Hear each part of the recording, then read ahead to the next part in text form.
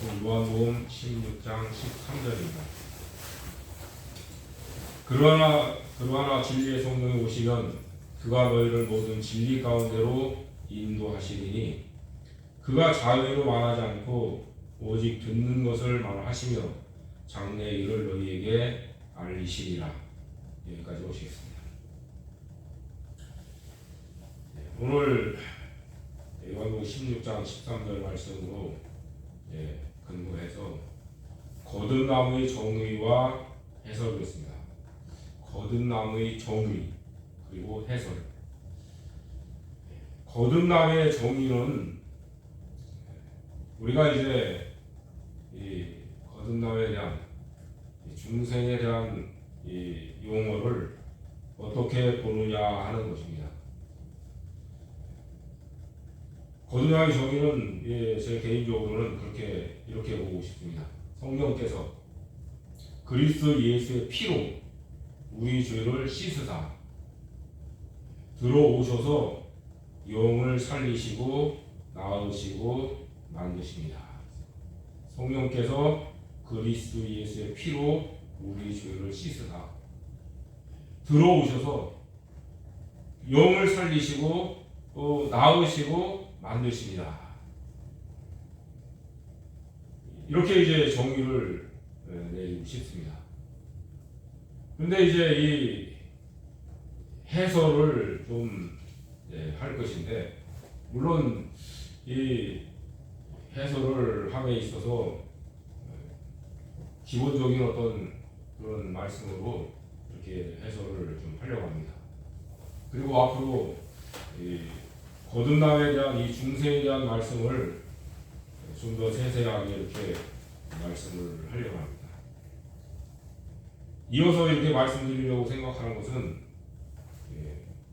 할례에 대한 점진적 계시, 그리고 사도들이 어떻게 이 거듭남에 대한 말씀들을 하고 있는가, 이제 그것을 좀 살펴볼 것이고, 또 우리를 거듭나게 하심으로써 어떤 사람으로 만들어갈 것인가 하는 것을 이제 이 말씀을 통해서 우리가 좀 깨닫고, 하나님께서 이 성령님께서 우리를 거듭나게 하신 이 목적을 우리가 잘 이루어 드릴 수 있도록, 또 우리가 이루어 갈 수 있도록, 하나님께서는 우리를 거듭나게 하실 때에 아주 중요한 목적을 가지고 일하신 것을 우리는 이 성경을 통해서 알 수 있어요.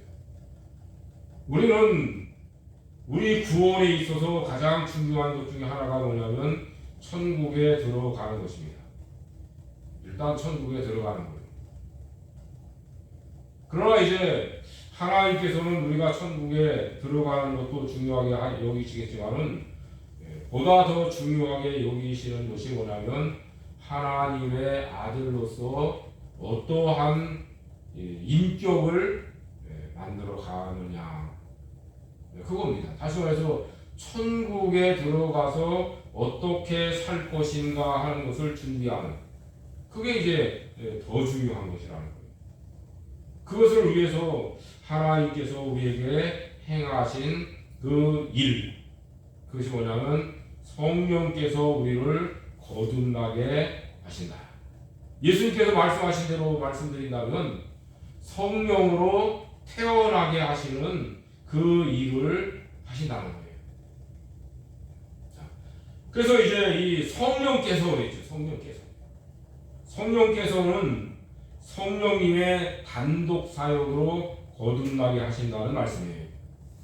그러니까 성부, 성자, 성령, 삼위일체 하나님이신데 성부 하나님께서 하시는 단독 사역이 있어요.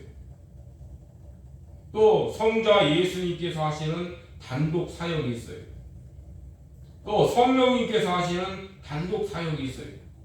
그것은 성부께서 하시는 일을 성자, 성령께서 간섭할 수 없다는 거예요. 그래서 우리들이 예를 든다면 예수님의 재림의 때, 최후의 심판의 날을 이제 누구만 아느냐?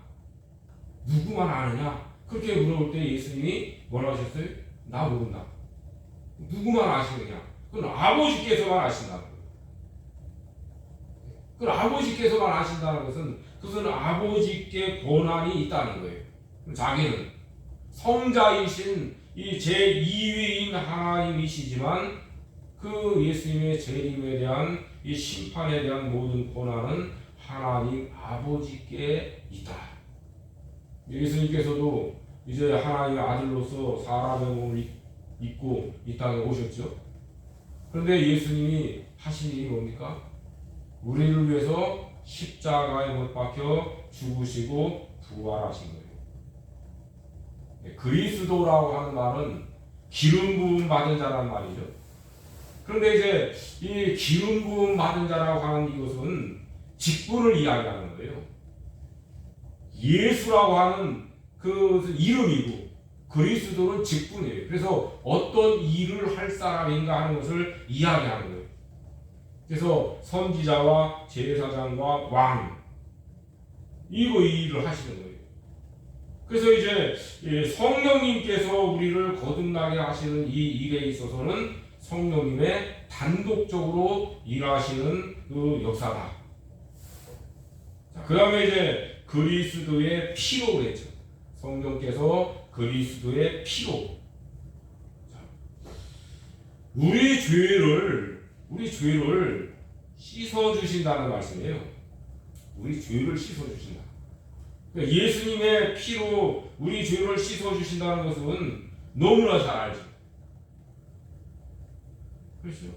그렇지. 예수님이 십자가에 피 흘려 죽으신 것은 우리 죄를 씻어주시려고, 우리를 깨끗게 해주시려고 예수님이 십자가에 못 박혀 죽으셨지. 피 흘려 죽으셨지. 그래서 이제 그 피로 우리 죄를 씻음 받는다는 것은 누구나 알아요. 그러나 더 구체적인 이 자세한 이것은 잘 몰라요. 이제 그게 문제예요. 예수께서 이 십자가에 피 흘려 죽으심으로 이제 죽으셨죠. 근데 성령께서는 그리스도의 피로 우리 죄를 씻어주시는데 우리의 악한 양심을 깨끗하게 하시는 거예요. 우리의 악한 양심. 악한 양심이라고 말씀드린 것은 선한 양심과는 반대되는 거죠. 자, 우리 죄를 씻어주셨는데 그 죄가 뭐냐고 물어본다면 그래 우리가 일생 살아가면서 지금 죄를 다 씻어주신 것이다 그렇게 생각을 할 수 있는데 그것은 너무 성경을 모르는 거예요. 모른다고만 이야기를 하고 싶어요. 성경 말씀대로 이 히브리서 9장 14절 말씀 10장 20절 말씀에 그 말씀하고 있어요. 예수 그리스도의 피로 우리의 더러운 양심, 악한 양심을 깨끗하게 씻어서 깨끗한 양심이 되게 하셔서 하나님을 섬길 수 있도록 해 주셨다고 말씀하고 있어요. 우리의 더러운 양심, 악한 양심을 깨끗하게 씻어 주셔서 하나님을 섬길 수 있게 한다. 양심이 깨끗하게 씻음 받지 못하면 하나님을 섬긴다고 하는 그것을 하나님이 받아주시지 않는 거예요. 그래서 이제 우리가 이 양심에 대한 것을 잘 배워놔야 되는데 그야말로 이 진리를 깨달아 아는 사람들은 얼마나 될까? 제가 병원에 있으면서 이 유튜브를 봤어요.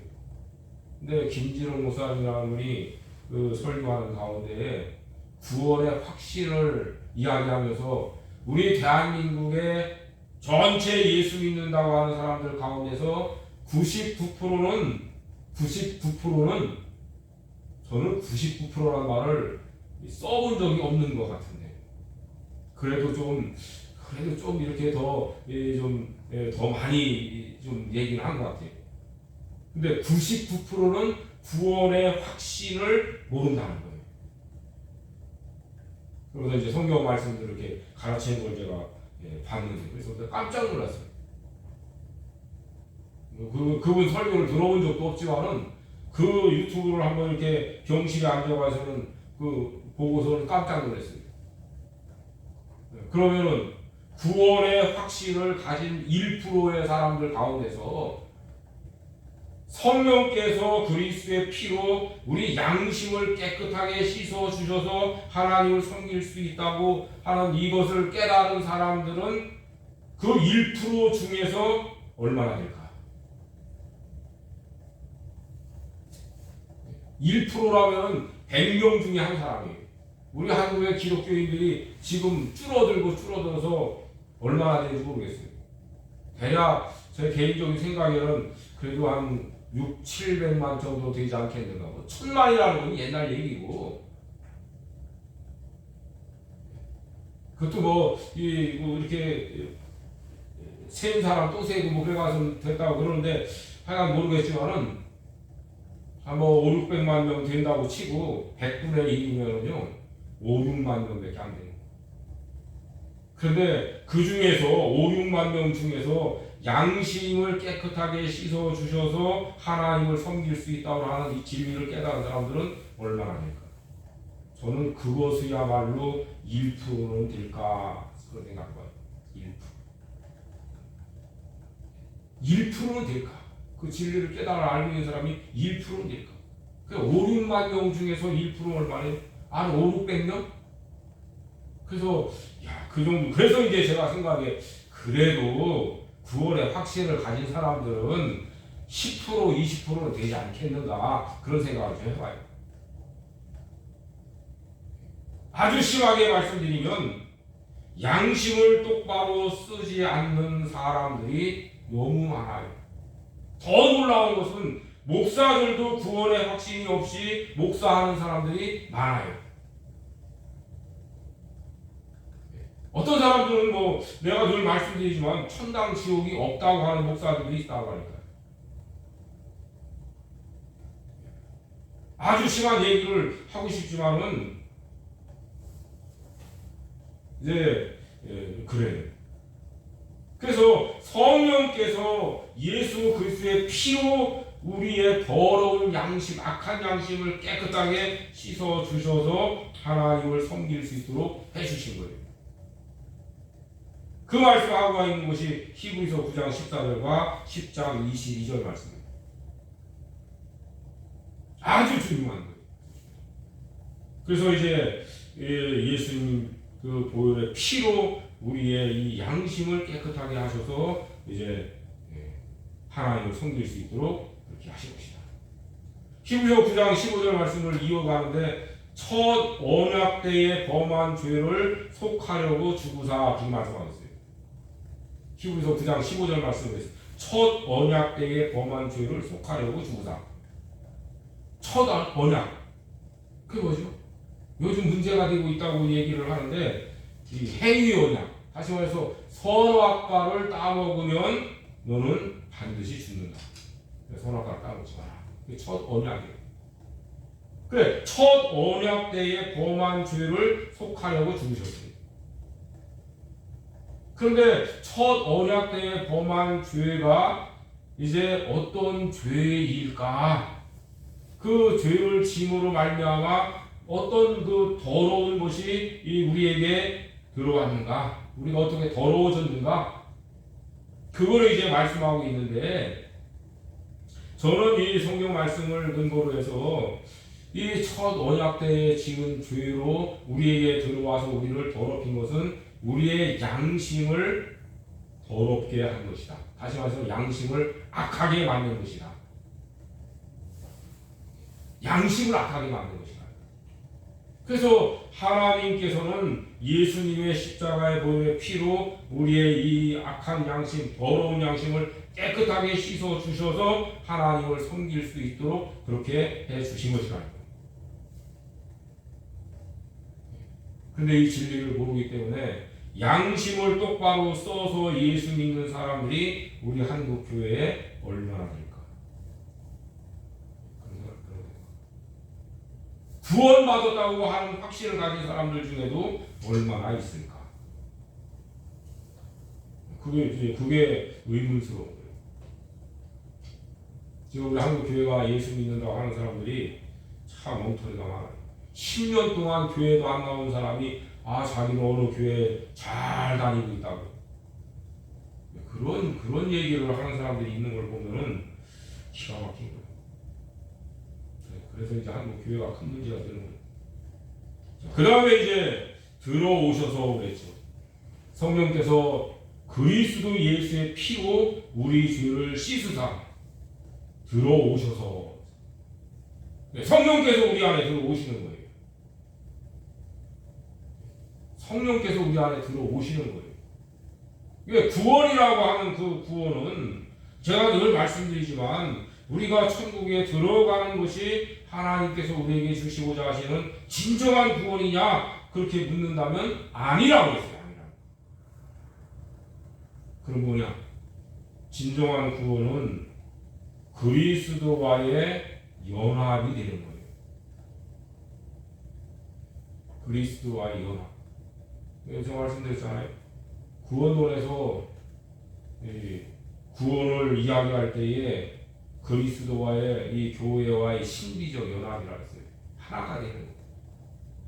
그것은 뭐냐면 그것이 바로 그리스도께서, 다시 말해서 성령께서 우리 안에 들어오시는데, 이 성령께서 우리 안에 들어오실 때에는 그리스도의 영으로 우리 안에 들어오시는 거예요. 그리스도의 영으로. 로마서 8장 9절 말씀에 그렇게 말씀하고 있어요. 하나님의 영이 없는 자. 그런 사람들은 구원받지 못한 사람이에요. 그런데 또 말씀을 이어가면서 누구든지 그리스도의 영이 없으면 그리스도의 사람이 아니다 했어요. 왜 하나님의 영이라고 말씀하고 그리스도의 영이라고 말씀을 했는가? 그것은 성령께서는 우리에게 보내심을 받는데 아버지로부터, 다시 말해서 제1위인 성부께서 보내심을 받을 때는 하나님의 영이라고 하는 거예요. 그러니까 제2위이신 성자 예수님으로부터, 그리스도로부터 보내심을 받을 때는 그리스도의 영이라고 해요. 그래서 우리를 거듭나게 하실 때에 보내심을 받는데 누구로부터 보내심을 받느냐면 그리스도로부터 보내심을 받아서 우리 안에 들어오시는 거예요. 그래서 우리의 영과 하나가 되는 거예요. 연합한다고 하죠. 하나가 된다고. 그래서 성령께서 그리스도의 영으로 우리 안에 들어오셔서 우리를 살리시는 거예요. 그 살리시는 일을 하시는 거예요. 이제 이 말씀을 좀 더 할 것인데, 하나님의 이 성령께서 우리 안에 들어오시는데 그 들어오실 때는 그리스도의 영으로 들어오시는 거예요. 그래서 그리스도께서 우리와 하나가 된다고 이야기하는 거예요. 이게 신학적인 이야기라고 하는 것이 뭐 이런 말을 할 수 있겠지만은 성경에 있는 말씀 그대로 하는 거예요. 성령께서 우리 안에 그리스도의 영으로 들어오시는데 그리스도가 우리 안에 들어오시는 걸로 말씀을 하고 있어요. 그래서 그리스도의 사람이 되는 거예요. 그래서 누구든지 그리스도의 영이 없으면 그리스도의 사람이 아니라, 그리스도의 사람이라면 그리스도의 영, 성령께서 내 안에 들어와 계셔야 된다는 거예요. 다시 말해서 내 안이라고 하는 것은 우리 영 안에 들어오셔서 우리 영과 하나가 되어지시는 거예요. 다시 말해서 이 말씀을 이렇게 어떻게 표현하냐면 하나님이 내 안에, 내가 하나님 안에. 그럼 어떻게 그럴 수가 있지? 아니 하나님이 내 안에 계시면 그럼 내 안에 계시고 그래 이해하는데, 그러면 내가 하나님 안에 있다고 하는 건 뭐야? 그래서 연합이라는 거예요. 오른손이 왼손 안에 들어갈 수 있어요. 손가락, 그러죠? 이게 들어간 거죠. 근데 또 반대로 생각하면 오른손 손가락, 왼손 손가락이 오른손으로 들어갈 수 있어요. 서로 들어간 거예요, 서로. 그렇죠? 이렇게 들어가는 거예요. 이렇게 해서 연합하는 거예요. 이렇게. 그래서 하나님의 성령께서 우리 안에 들어오시고 내가 하나님 안에 들어가는 것이 하나가 되는 거예요. 신비적 연합이라는 거예요. 어떻게 그렇게 하냐? 그게 신비한 거예요. 그것이 우리에게 주시는 진정한 구원이라는 거예요. 천국은 그 영원한 생명을 받은 사람들이 들어가서 살 수 있는 장소. 이 세상은 영원한 생명을 받은 사람들이 살기에는 부족한 장소예요. 부족한 장소. 왜 부족하죠? 우리가 이 세상을 살아보면서 알잖아요. 그래서 하나님께서 만물을 새롭게 하시는 어떤 역사하심을 따라서 이루어지겠죠. 자, 성령께서 그리스도 예수의 피로 우리 죄를 씻으사 들어오셔서 영을 살리시고, 그러니까 그 안에 들어가는 그 사람의 영혼을 살리시는 거예요.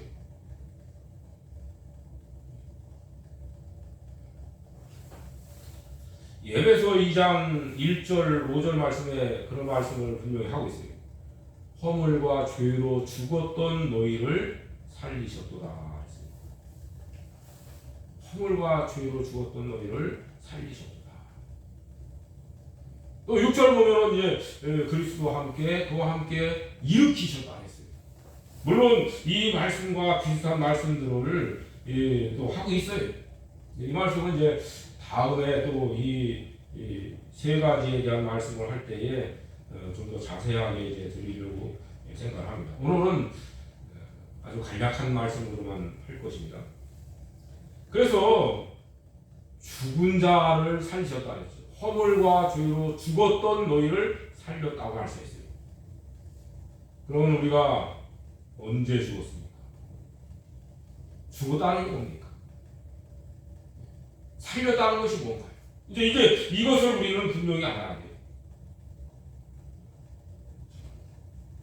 우리가 죽었다고 하는 이 말씀을 또 죽은 자가 된다는 것을 쓸 수 있는 것은 우리 사람이 만든 용어가 아니에요.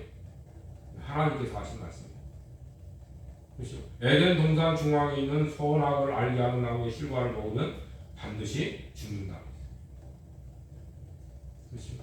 죽음이라는 것을 하나님께서 있다는 것을 말씀한 거예요.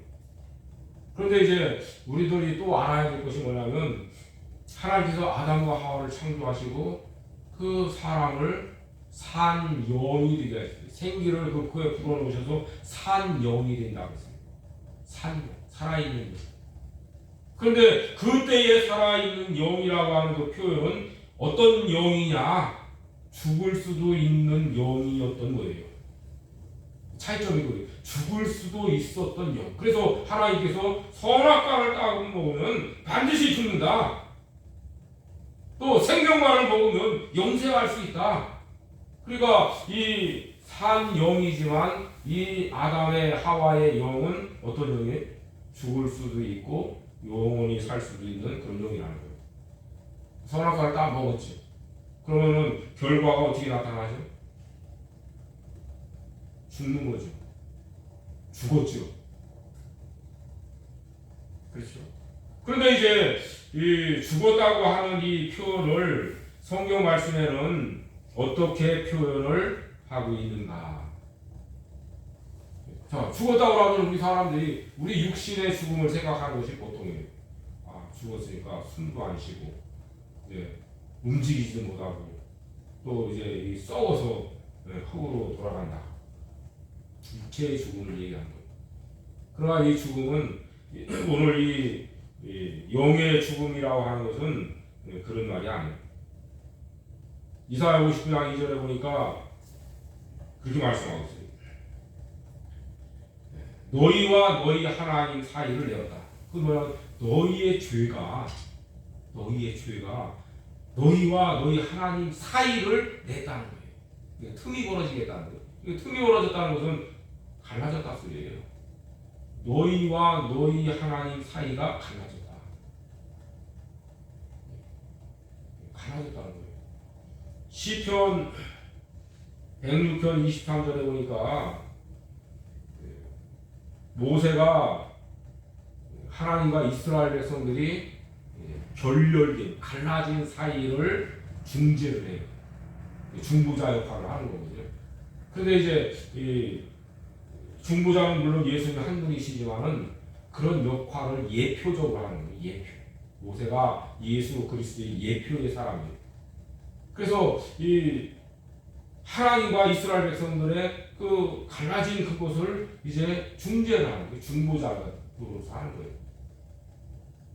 그래서 그 갈라진 그것을 이제 다시 화목하게 이렇게 하는 일을 하는 거예요. 모세가 그 일을 하는 거예요. 그래서 이 죽었다고 하는 그 말씀은 하나님과 그 우리 사람의 영이 갈라진 것을 이야기하는 거예요. 그 영 자체가 뭐 죽어가서 꼼짝도 못하고 하는 어떤 움직이지 못하고 하는 어떤 그런 모습이 아니라 하나님과의 관계에서 갈라졌다. 왜 그러냐? 하나님은 영원한 생명이시고 우리 사람은 그 하나님으로부터 주시는 그 생명으로 살아가는 존재라는 거예요. 우리가 이것을 알아야 돼, 반드시. 우리는 인간이고 하나님의 피조물이고 하나님이 주시는 그 생명으로만 살 수 있는 존재가 우리 인간이에요. 그래서 야, 네가 선악과를 따먹었어? 그러면 네가 스스로 한번 살아봐. 그래서 에덴 동산에서 하나님께서 쫓아내시죠. 그렇죠? 그러면서 생명과로 가는 길을 막아버리잖아요. 그렇죠?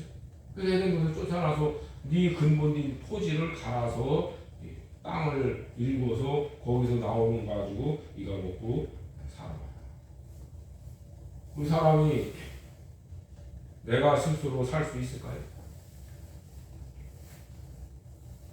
우리 인간이 스스로 살 수 있을까요? 열심히 일해서 땅 파고 그러면 살 수 있나요? 열심히 일해서 땅을 파도 그 열매가 맺히도록 먹을 수 있도록 하나님이 해주시지 않으면 안 돼요. 땅 파고 심는다고 해서 무조건 열매가 맺혀지나요? 용사를 줘본 사람만 알아요. 이것도 하나님이 주셔야 된다. 물론 우리 사람이 낮잠 자고 있는데도 하나님이 주시는 건 아니지만, 그래서 이제 근본적으로 우리 죽은 자를, 죽은 영을 살리시는데 그 살리시는 것은 바로 영원한 생명을 주시는 거예요. 그래서 요한복음 3장 16절 말씀이 하나님이 세상을 이처럼 사랑하사 독생자를 주셨으니 이는 저를 믿는 자마다 멸망치 않고 영원한 생명을 얻게 하려 하시리라 했어요. 사도 요한은 요한일서 2장 25절에서 그랬어요. 하나님께서 우리에게 약속하신 약속이 곧 영원한 생명이라고 했어요. 하나님께서 우리에게 정말 주시고자 하시는 약속이 뭐라고요? 영원한 생명이다.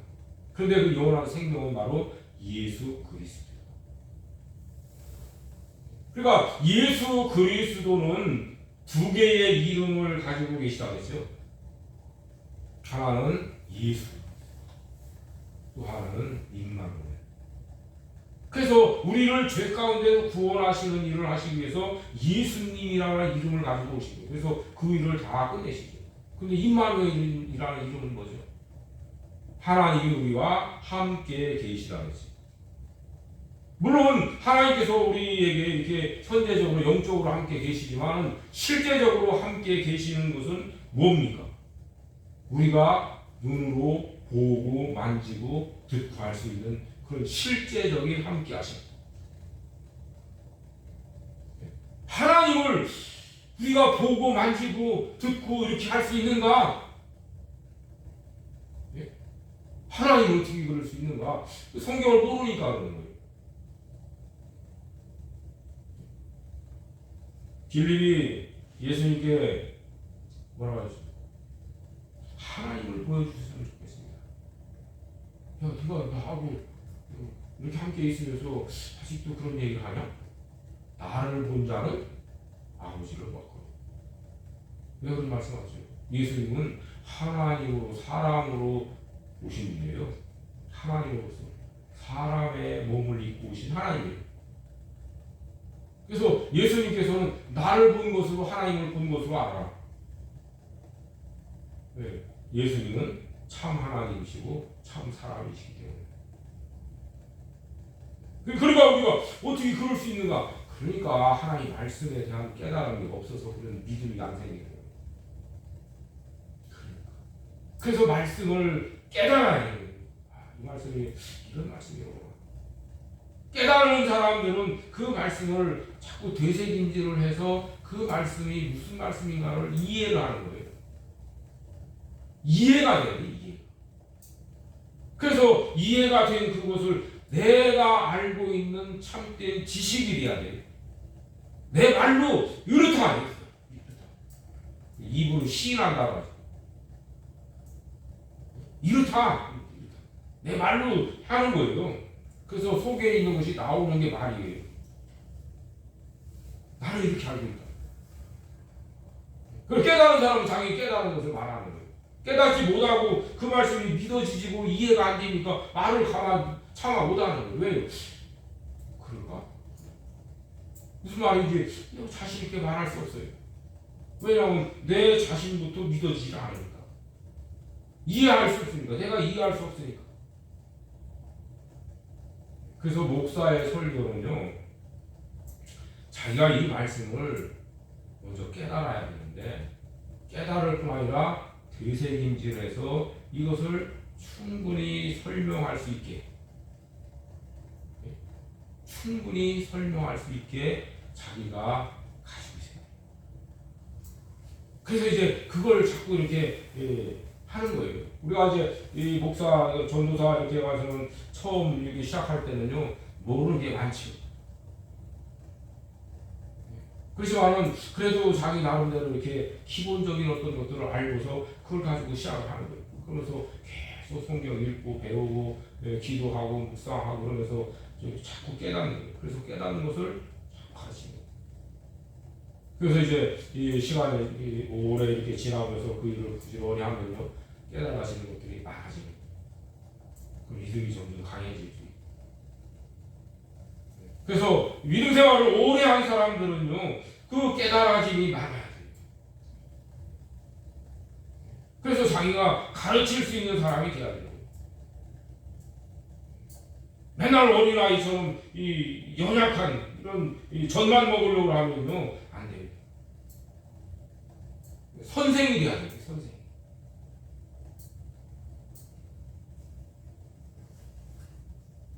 그 다음에 이제 두 번째는 낳으시고 낳으셨다. 낳았다는 것은 그야말로 우리들이 잘 알고 있는 대로 태어나는 거예요. 태어나는 거예요. 근데 처음에 말씀드렸듯이 요한복음 3장에서 예수님이 네가 거듭나야만 하나님 나라를 볼 수 있다, 그렇게 말씀하실 때 그 거듭난다고 하는 그 용어를 실제로는 뭐라 그랬어요?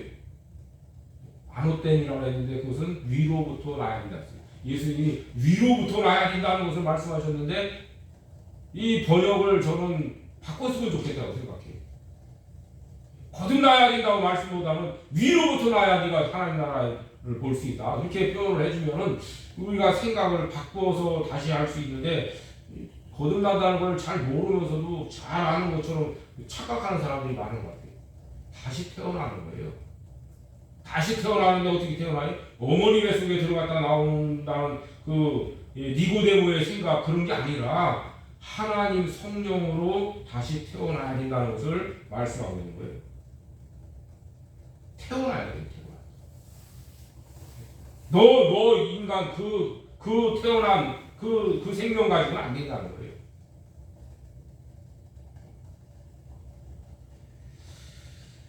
왜 그럴까? 왜 안 될까? 왜 우리는 다시 태어나야 될까? 그 생각을 좀 이렇게 해보면은 이제 좀 이해가 돼요. 아, 그렇구나. 우리는 완전히 새로 와야 되겠구나. 새로운 어떤 그런 존재가 돼야 되겠구나. 그런 생각을 할 수밖에 없다. 그래서 이제 야고보 선생님은 야고보 1장 18절에 그랬어요. 진리의 말씀으로 우리를 낳으셨다 그랬어요. 진리의 말씀으로 우리를 낳았다 말씀하셨어요. 자, 그 다음에 이제 베드로 사도도 베드로전서 1장 23절에 보면 너희가 거듭난 것이 썩어질 씨로 된 것이 아니라 썩지 아니할 씨로 된 것이니 하나님의 살아있고 항상 있는 말씀으로 된 것입니다. 이렇게 말씀하고 있습니다. 하나님의 말씀으로 너희가 거듭난 것이다. 그런데 이 씨는 썩어질 씨가 아니라 썩지 아니할 씨라고 했어요. 씨라는 것이 뭡니까? 제가 말로 이렇게 가르칠 때는 쉽게 가르치는 것 같지만 수년 동안 제가 이 씨에 대한 생각을 많이 해봤습니다. 씨라는 게 뭘까? 왜 씨라고 했을까? 수년 동안. 근데 오늘 날 갑자기 이 말씀을 생각하는데 갑자기 씨라는 건 종자지. 종자. 말씀이라는 종자예요. 네? 말씀이라는 종자예요. 그래서 종자라는 것은 그 씨를 말씀과 같은 씨를 심으면 말씀과 같은 열매를 맺는 거예요. 그래서 콩 심은데 콩 나고 팥 심은데 팥 나간다는 말씀이 똑같은 거예요. 하나님 말씀의 씨라는 걸 우리 속에 심은 거예요. 하나님 말씀이라는 씨로 우리가 다시 태어난 거예요. 왜요? 말씀의 사람이 되게 하시려고. 말씀과 같은 사람이 되게 하시려고. 말씀이라고 하는 것은 우리들이 좀 더 달리 말하면 진리죠. 진리의 말씀이라 했잖아요. 그래서 우리가 진리의 사람이 되게 하시려고 성령께서는 하나님께서는 우리를 다시 태어나게 하시고 말씀으로 낳으신 거예요. 말씀대로.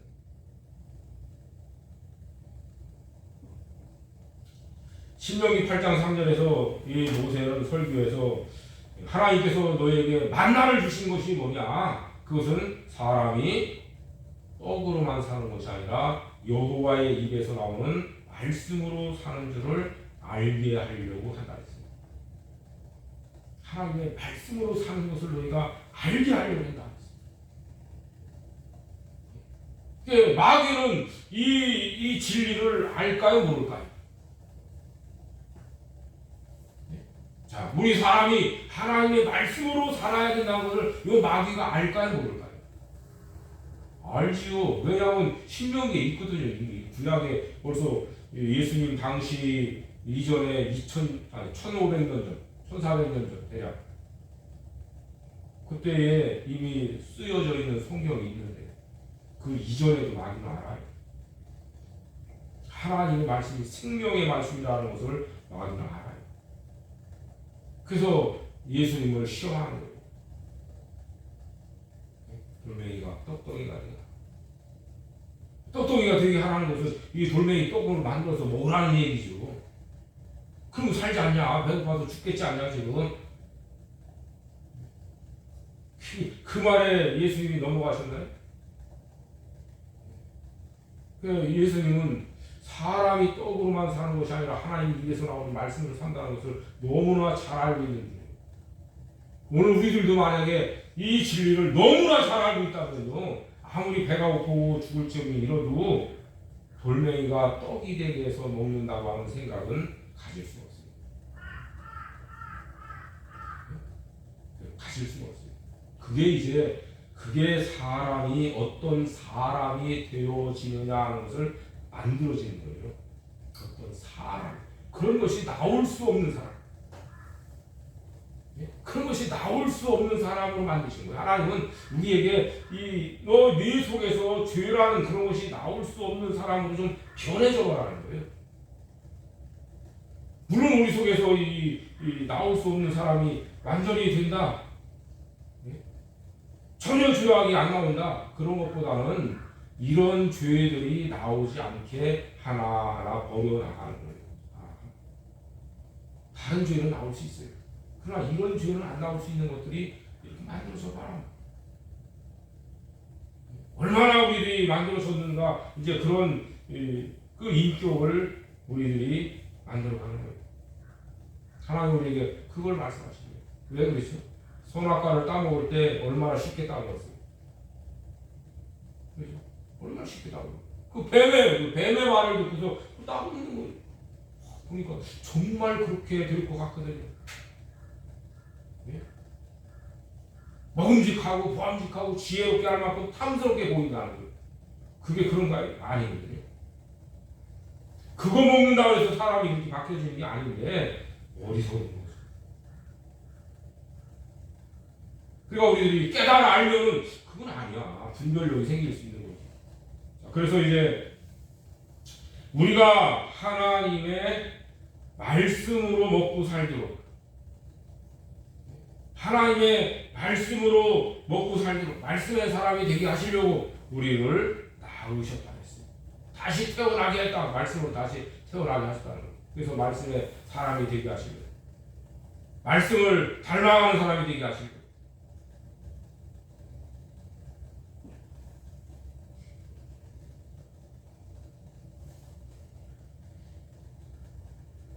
준비는 또 했는데 좀 지나갑니다. 세 번째로는 만드심이라 했어요. 만드심. 그것은 새로운 창조예요. 우리들이 정말 예수를 믿고 살아오면서 우리들이 이제 외적인 어떤 외형적인 모습을 이렇게 보면은 예수 믿을 때나 안 믿을 때나 뭐 똑같은데,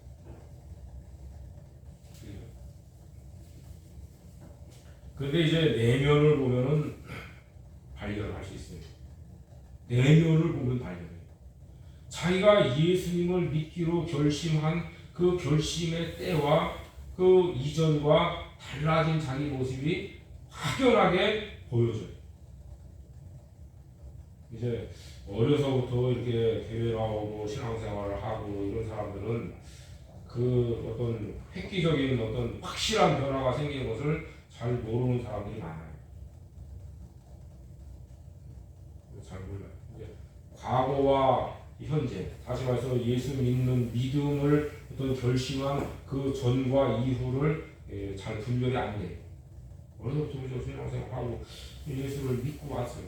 그래서 자기가 언제 변화가 이렇게 확 생겼는지를 잘 몰라요. 그러나 이제 중간에 좀 나이 먹고 철들어서 이렇게 정말 이 세상을 살아보고서 예수를 믿기로 결심한 사람들은 달라진 것이 자기가 보여요. 내가 성경 말씀대로 이제 고린도서 5장 17절 말씀에 그랬죠. 그런즉 누구든지 그리스도 예수 안에 있으면 새로운 피조물이라 하지. 이전 것은 지나갔으니 보라! 보라! 새 것이 됐다. 근데 이제 지금 말씀드렸듯이 좀 이렇게 나이를 먹어서 좀 철이 들어서 이렇게 예수를 믿는 사람은 이 말씀이 딱 맞아요. 처음 믿을 때는 잘 모르지만 성경을 배우면서 말씀을 배우면서 나중에 뒤돌아보면 딱 맞아요. 제가 지금 이 말씀을 설교하고 있으면서 제가 옛날에 경험했던 그것을 돌아봤어요. 벌써 한 50년 가까이 돼가요. 돌아보지. 돌아보면서 생각을 해보면 그래, 이런 경험이 있는 사람들은 더 분명하죠. 이게 이제 그래서 어려서부터 신앙생활을 해온 사람들이 모태신앙이라고 하는 사람을 소위 모태하는 것은 어머니 뱃속에서가 아니라 나는 모태하는 모태신앙이라는 거예요. 나는 모태. 그래서 엉터리가 많다는 얘기를 하는 거예요. 이게. 잘하는 사람도 있지만 모태하는 사람도 많아요. 왜? 자기가 변화된 거에 대한 것을 잘 모르니까. 어떤 변화된 걸 잘 모르니까 어떤 계기가 확실하게 이렇게 어떤 계단이 이렇게 분명하게 형성되어 있지 않는 사람들이기 때문에 그럴 수 있습니다. 근데 성경을 이제 배워야 돼요. 그래서 미지근한 거예요. 누구든지 그리스도 예수 안에 있으면 새로운 피조물이라고 했어요. 새롭게 만드시는 존재라는 거예요. 그래서 새로운 창조예요. 성령께서 우리를 새롭게 만드신 거예요.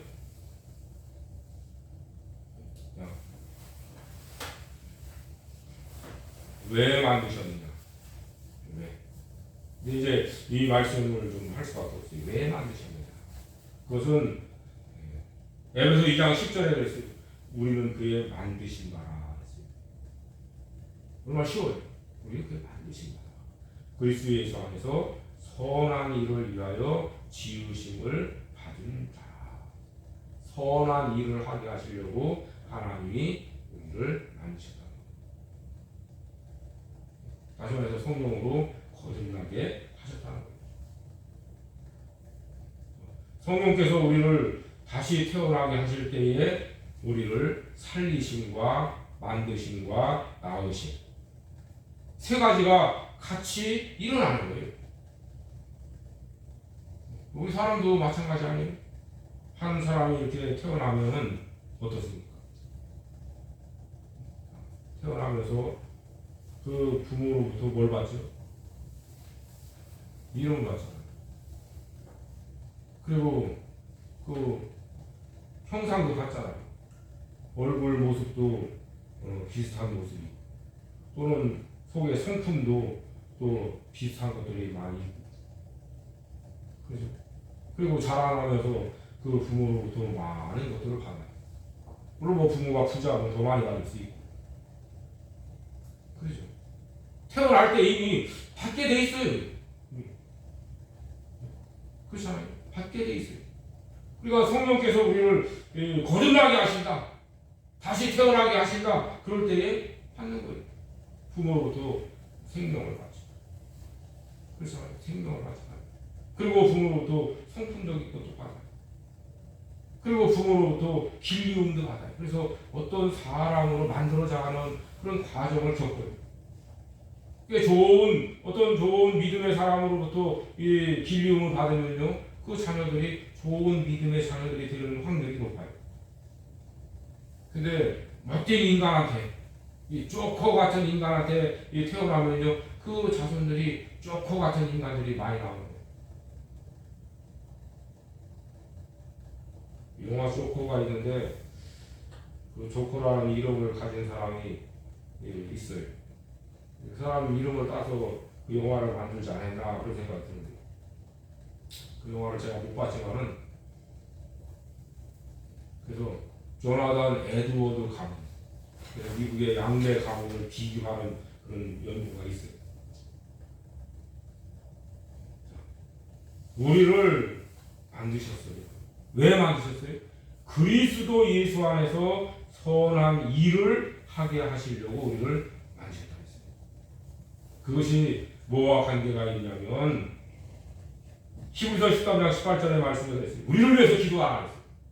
우리가 모든 일을 선하게 행하려 함으로 선한 양심이 있는 줄 아노라 했어요. 모든 일을 선하게 하려고 하는 그런 마음. 근데 그게 어디서 나오냐면 선한 양심에서 나온다는 거예요. 선한 양심은 어떤 양심하고 같이 갈 수 있냐면 깨끗한 양심이에요.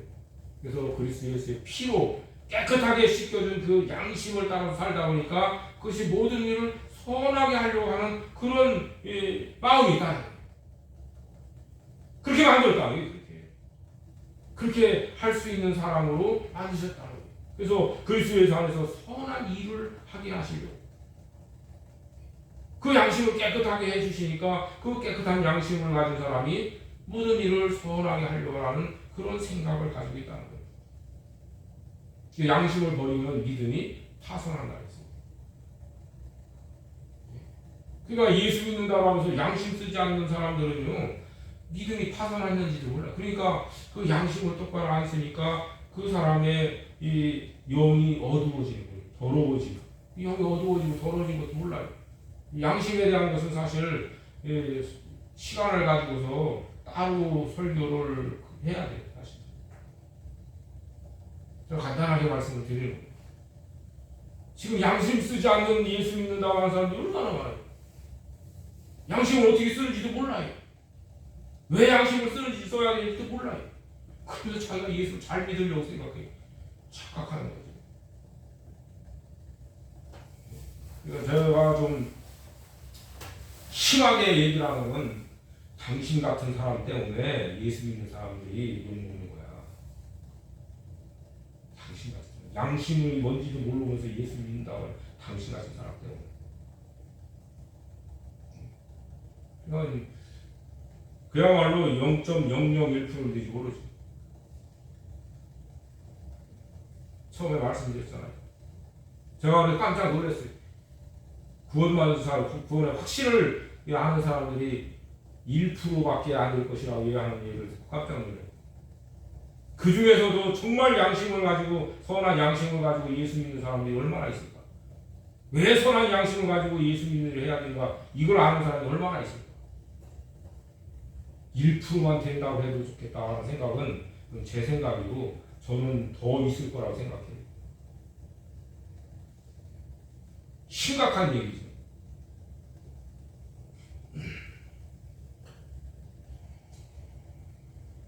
성령께서 우리를 거듭나게 하신 것은, 다시 태어나게 하신 것은 그리스도 안에서 완전한 자가 되게 하시려고 하는 하나님의 목적의 준비하신 거예요. 살리시고 낳으시고 만드신 것은 준비하신 거예요.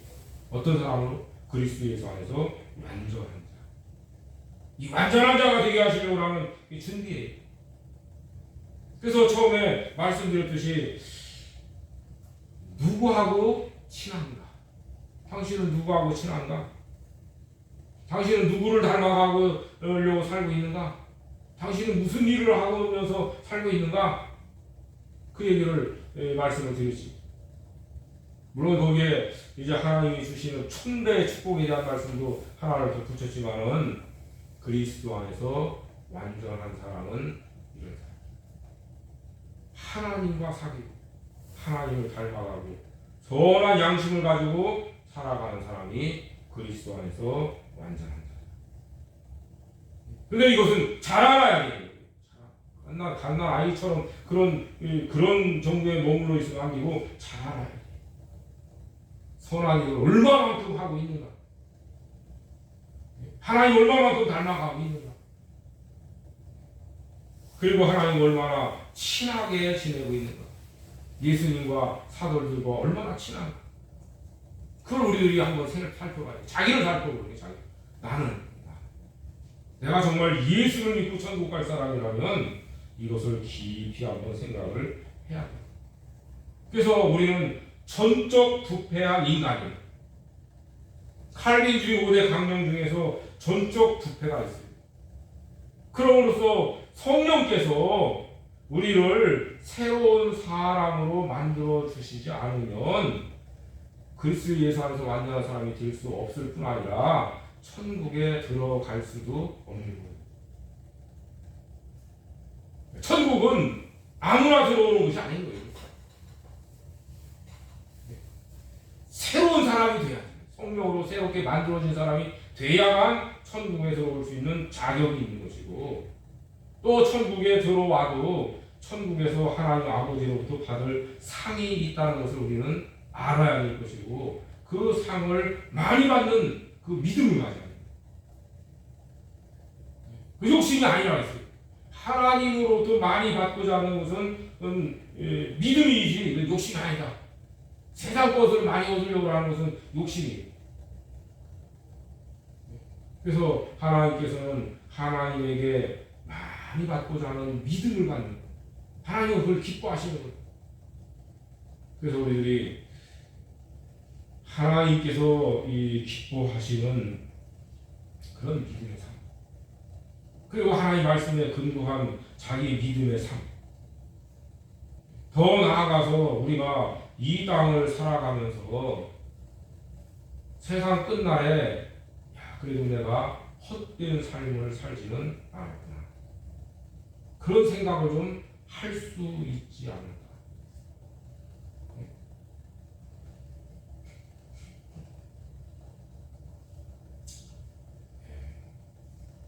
적어도 그 목사님을 이제 만난 데가 40년. 제가 서울에 82년도에 올라갔습니다.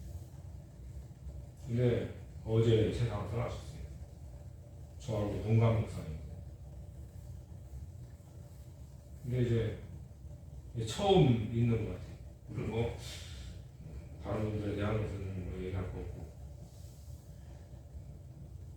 근데 이제 생각을 하는 거예요. 야, 우리가 이제 차례가 됐구나. 우리 이제 동갑내기 목사님이 어제 이제 세상을 떠나는 거예요. 그런 생각을 이제 하는 거예요. 서서히 다가오는 거예요. 근데 이제 정말 내가 어떤 삶을 살든가 살아갈 것인가. 우리가 이제 그런 생각을 할 나이가 됐습니다. 물론 할 나이가 됐다고 하면 좀 이상할지 모르지만은 이제 실제적으로 와 닿는 거예요. 그런 사람들이 이제 생겨나는 거예요. 근데 그것을 더 일찍부터 준비들을 해야 돼요.